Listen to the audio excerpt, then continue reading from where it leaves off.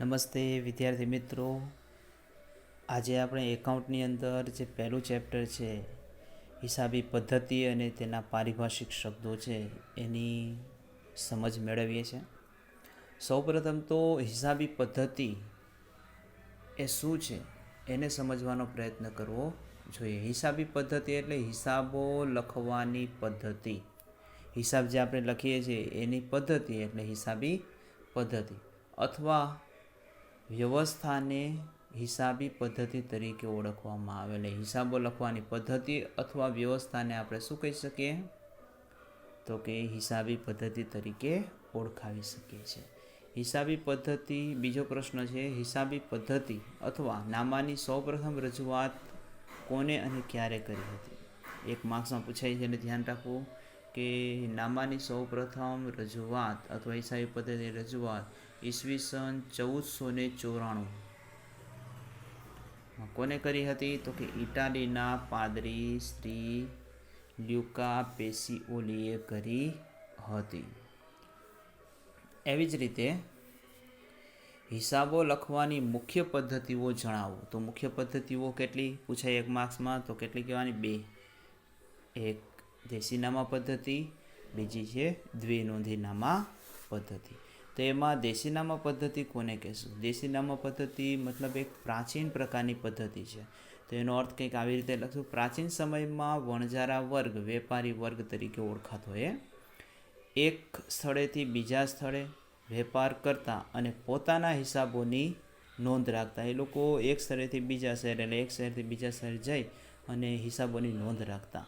જેના માટે જે હિસાબી પદ્ધતિનો ઉપયોગ કરતા તેને દેશીનામા પદ્ધતિ તરીકે ઓળખાવતા. એટલે વેપારી વર્ગ છે એક શહેરથી બીજા શહેર જતા અને પોતાના હિસાબ લખવા માટે એક નોંધ રાખતા. જે હિસાબી પદ્ધતિ હતી તેને શું કહેવાય? દેશીનામા પદ્ધતિ તરીકે ઓળખાય. તમે અત્યારે જોતા હશો કે અમુક વેપારી પાસે લાલ રંગનો ચોપડો હોય છે. તો એ લાલ રંગનો ચોપડો શેનો છે? એ દેશીનામાના ચોપડો તરીકે જ અત્યારે પણ ઉપયોગ કરે છે.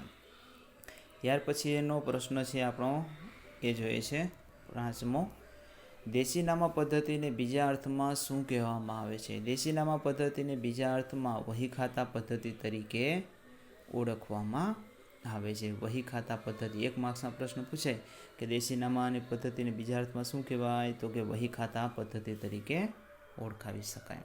ત્યાર પછીનો પ્રશ્ન છે, દ્વિનોંધી નામા પદ્ધતિ કોને કહેવાય છે?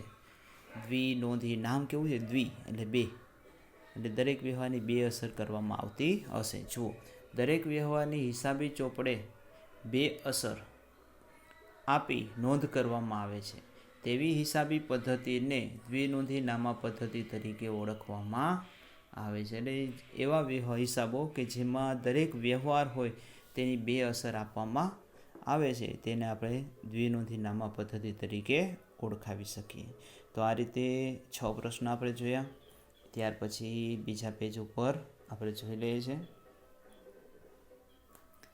બીજા પેજ ઉપર પ્રશ્ન નંબર 7 અથવા એ જ પ્રશ્નો 6 પાછળ લખેલા છે. દ્વિનોંધી નામા પદ્ધતિને બીજા અર્થમાં વૈજ્ઞાનિક પદ્ધતિ તરીકે પણ ઓળખાય. ક્યારેક એવું પૂછાય કે દ્વિનોંધી નામા પદ્ધતિ છે એને કેવી પદ્ધતિ તરીકે ઓળખાય? તો કહી શકાય વૈજ્ઞાનિક પદ્ધતિ. અથવા પ્રશ્ન ફેરવીને પૂછે કે હિસાબો લખવાની વૈજ્ઞાનિક પદ્ધતિ કઈ છે? તો એને કહેશું દ્વિનોંધી નામા પદ્ધતિ. પ્રશ્ન નંબર 7, ધંધાકીય વ્યવહાર કોને કહેવાય? તેના પ્રકારો જણાવો. તો અત્યારે ધંધાકીય વ્યવહાર છે એ કોને કહી શકાય? તો અર્થ આપ્યો છે, જ્યારે 2 કે તેથી વધુ વ્યક્તિઓ વચ્ચે રોકડ, માલ કે મિલકત કે સેવાની લેવડ દેવડ થાય તેને ધંધાકીય વ્યવહાર તરીકે ઓળખવામાં આવે છે. એટલે 2 વ્યક્તિઓ હોય, એ 2 વ્યક્તિઓ વચ્ચે રોકડની આપ લે થાય, માલની આપ લે થાય અથવા મિલકતની અથવા સેવાની આપ લે થતી હોય તો એને ધંધાકીય વ્યવહાર તરીકે ઓળખાય છે. મારા ઉપર કોઈ રૂપિયા માગતો હોય અને હું બીજાને આપું છું, એક વ્યવહાર થયો. માલની કોઈ લેવડ દેવડ થાય, દાખલા તરીકે હું કોઈ દુકાનેથી માલ લઉં છું અને બદલામાં રૂપિયા આપું છું, તો એ પણ વ્યવહાર કહેવાય. મિલકત, દાખલા તરીકે હું કોઈ ફ્રીજની ખરીદી કરું છું તો ફ્રીજ લઈ આવું છું એટલે મિલકત લઈ આવું છું અને સામે શું આપું છું? રૂપિયા આપું છું, તો એ પણ વ્યવહાર કહેવાય. અને એવી જ રીતે સેવાની લેવડ દેવડ, સેવા મતલબ હું સંસ્થામાં નોકરી કરું છું અને બદલામાં રૂપિયા લઉં છું, તો સેવા આપી બદલામાં રૂપિયા લઉં છું તો એને પણ વ્યવહાર તરીકે ઓળખાવી શકાય છે. વ્યવહારના પ્રકારો નીચે મુજબ છે. રોકડ વ્યવહાર ઉધાર વ્યવહાર તરીકે ઓળખવામાં આવે છે. તો રોકડ વ્યવહાર કોને કહેવાય ને ઉધાર વ્યવહાર કોને કહેવાય એ બાબત હવે સમજીએ. જ્યારે બે કે તેથી વધુ વ્યક્તિઓ વચ્ચે માલની ખરીદી કે વેચાણ કરવામાં આવે અને નાણાં ચૂકવણી કે વસૂલાત તરત જ કરવામાં આવે ત્યારે એને આપણે શું કહેશું? તો કે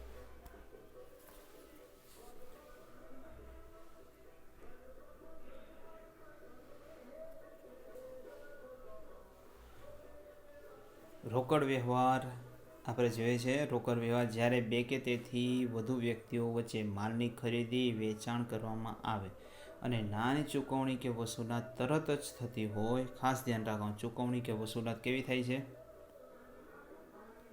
તરત જ. તો તેવા વ્યવહારને રોકડ વ્યવહાર તરીકે ઓળખવામાં આવે. હું કોઈને ત્યાં ખરીદી કરવા માટે જાઉં છું અને રૂપિયા તાત્કાલિક આપું છું, માલ લઈને રૂપિયા તરત આપું, તો એને શું કહેવાય? રોકડ વ્યવહાર તરીકે ઓળખાય છે. એવી જ રીતે ઉધાર વ્યવહાર, જ્યારે માલની ખરીદી કે વેચાણ વખતે નાની ચૂકવણી કે વસૂલાત ભવિષ્ય પર ધ્યાન રાખવા, ખાસ ભવિષ્ય પર મુલતવી રાખવામાં આવે તો તેવા વ્યવહાર છે એને ઉધાર વ્યવહાર તરીકે ઓળખવામાં આવે છે. ખાસ ધ્યાન રાખો, નાની ચૂકવણી તરત જ થતી હોય તો રોકડ વ્યવહાર, અને નાની ચૂકવણી ભવિષ્ય પર મુલતવી રાખવામાં આવતી હોય તો એ ઉધાર વ્યવહાર તરીકે ઓળખવામાં આવે. હું ખરીદી કરું, રૂપિયા તરત ચૂકવું તો એ રોકડ વ્યવહાર. હું ખરીદી કરું અને કહું છું 2 મહિના પછી રૂપિયા આપી આવીશ તો એ વ્યવહાર ઉધાર વ્યવહાર તરીકે ઓળખવામાં આવે છે. ત્યાંથી આગળ વધીએ છીએ પારિભાષિક શબ્દોમાં. તો અર્થ આવે છે મૂડી.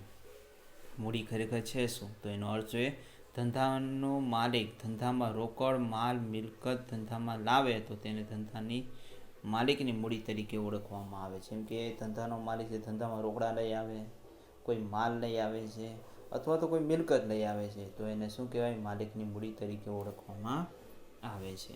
એવી જ રીતે ધંધાનો માલિક ધંધામાંથી રોકડ માલ કે મિલકત અંગત વપરાશ માટે લઈ જાય તો તેને ઉપાડ તરીકે ઓળખવામાં આવે. એટલે ધંધાનો માલિક જો ધંધામાં લાવે છે માલ કે મિલકત તો એ મૂડી કહેવાય, અને જો અંગત વપરાશ માટે લઈ જાય તો એને ઉપાડ તરીકે ઓળખવામાં આવે છે. ત્યાર પછીનો પ્રશ્ન છે આપણો એ છે મિલકતોનો અર્થ આપી તેનું વર્ગીકરણ સમજાવો. તો મિલકતો જોઈએ છે તો મિલકતોમાં જે વસ્તુ પોતાની માલિકીની હોય અને તે વેચતા તેનું મૂલ્ય ઉપજતું હોય તો તેવી દરેક વસ્તુને મિલકત તરીકે ઓળખવામાં આવે. કોઈ વસ્તુ મારી પાસે છે અને એનું મૂલ્ય ઉપજતું હોય અને હું એનો માલિક હોય તો એને મિલકત કહેવાય છે. જેમ કે મારી પાસે ફ્રીજ છે તો એ ફ્રીજ છે મારી માલિકીનું છે અને એને વેચવા જાઉં તો એનું કંઈક ઉપજે છે તો એ શું કહેવાય? મારી મિલકત તરીકે ઓળખવામાં. આવી રીતે મારી પાસે ગાડી છે, એનો માલિક હું છું અને વેચવા જાઉં તો એનું કંઈક ઉપજે છે તો એ મારી મિલકત તરીકે ઓળખાય છે. સંસ્થાની અંદર બેન્ચો છે તો એ બેન્ચોના માલિક સંસ્થા છે અને એ સંસ્થા છે એને વેચવા જાય તો એનું કંઈક ઉપજે છે તો એને મિલકત તરીકે ઓળખવામાં આવે. અને જે પોતાની માલિકીની હોય અને વસ્તુ વેચવા જાય તો એનું મૂલ્ય ઉપજતું હોય તો એને મિલકત તરીકે ઓળખાય. મિલકતોના આમ જોવા જઈએ તો મુખ્ય 3 રીતે વર્ગીકરણ કરી શકાય: બિનચાલુ મિલકત, ચાલુ મિલકત અને અવાસ્તવિક મિલકત. તો બિનચાલુ મિલકત એટલે શું અને એના પ્રકાર કેટલા, એવો પ્રશ્ન પણ પૂછાઈ શકે છે. તો બિનચાલુ મિલકત છે એના મુખ્ય 2 પ્રકાર, દ્રશ્ય અને અદૃશ્ય. એની અંદર 2 પ્રકારની મિલકત જોવા મળે. દ્રશ્ય એટલે કે જોઈ શકાય, અદૃશ્ય જેને જોઈ શકાતી નથી તેવી. તો એ દરેક બાબત આપણે આગળ જોઈએ છે કે મિલકતનો પહેલો પ્રકાર બિનચાલુ મિલકત અને તેના પ્રકાર, એની અંદર કઈ કઈ મિલકતનો સમાવેશ થાય તે જણાવો એવું પૂછી શકે. જે મિલકતો ટૂંકા ગાળા માટે આવી શકે નહીં. અહીંયા ભૂલ છે એટલે અહીંયા આપણે લીટી કરી દઈશું, આ અર્થ નથી. જે મિલકતો લાંબા ગાળા માટે હોય એટલે કે 1 વર્ષ કે તેથી વધુ સમય માટેની હોય તેવી મિલકતોને બિનચાલુ કે કાયમી મિલકત તરીકે ઓળખાય છે.